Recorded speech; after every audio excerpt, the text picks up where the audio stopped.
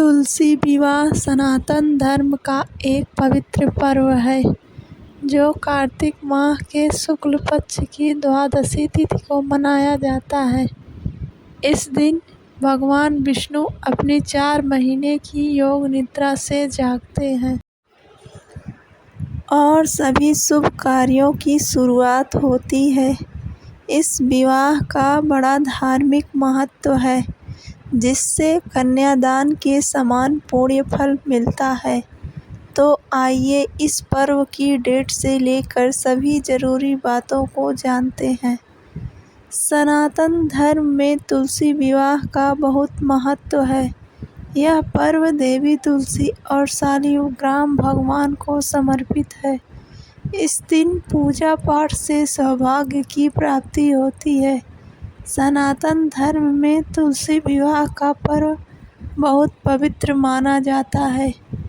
यह पर्व देवउठनी एकादशी के ठीक अगले दिन या उसके बाद कार्तिक महीने के शुक्ल पक्ष की द्वादशी तिथि को मनाया जाता है।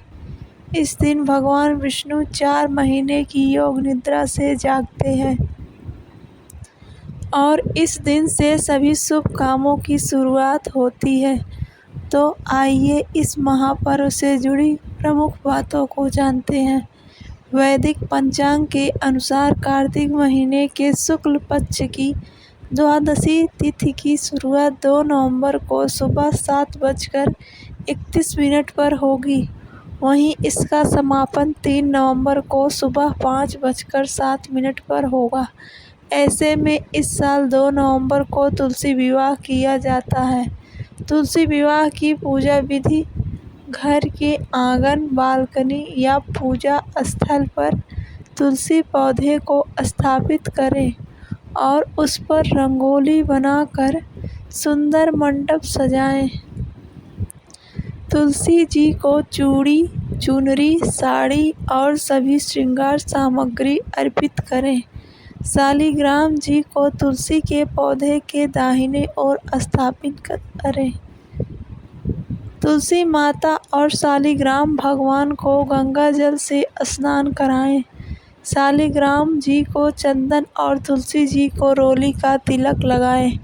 उन्हें फूल भोग के रूप में मिठाई, गन्ने, पंचामृत, सिंघाड़े आदि चढ़ाएं। धूप और दीप जलाएं। शालिग्राम जी पर चावल नहीं चढ़ाया जाता, इसलिए उनके ऊपर तिल या सफ़ेद चंदन चढ़ाएं।